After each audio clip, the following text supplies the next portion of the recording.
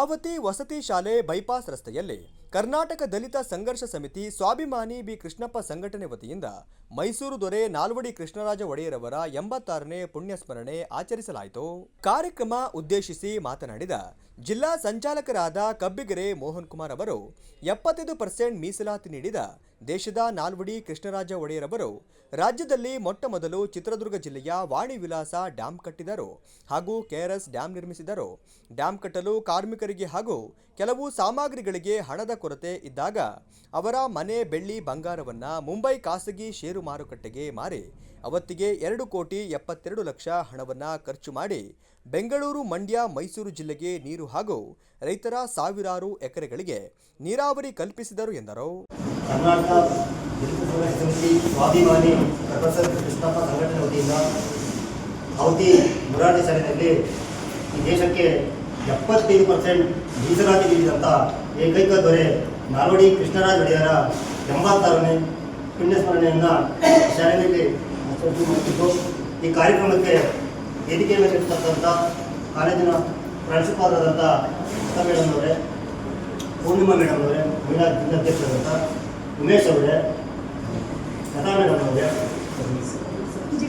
ಇಲ್ಲಿರ್ತಕ್ಕಂಥ ಎಲ್ಲ ವ್ಯಕ್ತಿಗಳು ಏನು ನಮಗೆ ನಾಲ್ವಡಿ ಕೃಷ್ಣರಾಜ ಒಡೆಯರು ಅಂದರೆ ಎಷ್ಟು ನೆನಪಾಗೋದು. ನಾಲ್ವಡಿ ಕೃಷ್ಣರಾಜ ಒಡೆಯರು ಎಷ್ಟೋ ಜನ ರಾಜ ಮಹಾರಾಜರಿದ್ದಾರೆ, ಅವರ ಹೆಸರು ನನಗೂ ಗೊತ್ತಿಲ್ಲ, ತುಂಬ ಜನಕ್ಕೂ ಗೊತ್ತಿಲ್ಲ. ಯಾಕೆಂದರೆ ಅವ್ರ ಹೆಸರನ್ನ ಯಾರು ನೆನಪಿಟ್ಕೊಂಡಿಲ್ಲ. ಇವತ್ತು ಈ ಭೂಮಿ ಇರೋವರೆಗೂ ನಾಲ್ವಡಿ ಅವ್ರನ್ನ ಮರೆಯೋಕ್ಕಾಗಲ್ಲ, ಮರೆಯೋದಿಲ್ಲ. ಹಾಗಾಗಿ ಹೇಳೋದು ಮರೆಯೋದುಂಟೆ ಮೈಸೂರಾದರೆ ಅಂತ. ನಾಲ್ವಡಿ ಕೃಷ್ಣರಾಜ ಒಡೆಯರು ಏನು ಈ ಕರ್ನಾಟಕದಲ್ಲಿ ಮೊದಲು ಚಿತ್ರದುರ್ಗದ ವಾಣಿ ವಿಲಾಸ್ ಡ್ಯಾಮ್ನ ಕಟ್ಟಿಸ್ತಾರೆ.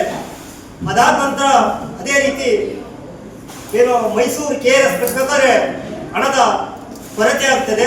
ಆ ಹಣದ ಕೊರತೆನ ನಿವಾರಿಸೋಸ್ಕರಗೆ ಅವರ ತಾಯಿ ಅವರ ಮನೆಯಲ್ಲಿದ್ದಂಥ 4 ಮೂಟೆ ಬೆಳ್ಳಿ ಬಂಗಾರವನ್ನು ತಂದು ಮುಂಬೈನ ಖಾಸಗಿ ಶೇರ್ ಮಾರ್ಕೆಟಲ್ಲಿ ಮಾರಿ ಅವಮಾನ ಆಸ್ತಿಯನ್ನು ಮಾರಿ ಅವರು ಬೆಂಗಳೂರು ಮತ್ತು ಮೈಸೂರು, ಮಂಡ್ಯ ಭಾಗಕ್ಕೆ ಕುಡಿಯೋ ನೀರಿನ ವ್ಯವಸ್ಥೆ ಮಾಡಿದಂಥ ಏಕೈಕ ದೊರೆ ಏನಾದರೂ ಈ ದೇಶದೊಳಗಡೆ ಇದ್ದರೆ ಅದು ಕರ್ನಾಟಕದೊಳಗಡೆ ಇದ್ದರೆ ನಾಲ್ವಡಿ ಕೃಷ್ಣರಾಜ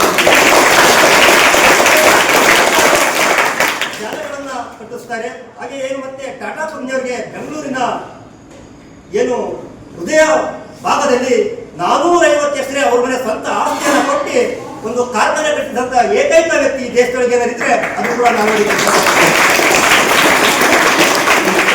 ಕಾರ್ಯಕ್ರಮದಲ್ಲಿ ಸಂಘಟನೆ ತಾಲೂಕು ಸಂಚಾಲಕರಾದ ಉಮೇಶ್ ಗಾಳಿಪೂಜೆ, ಕರ್ನಾಟಕ ರಕ್ಷಣಾ ವೇದಿಕೆ ಮಹಿಳಾ ಜಿಲ್ಲಾಧ್ಯಕ್ಷರಾದ ಪೂರ್ಣಿಮಾ, ಪ್ರಾಂಶುಪಾಲರಾದ ಲತಾ ಮುಂತಾದವರು ಉಪಸ್ಥಿತರಿದ್ದರು.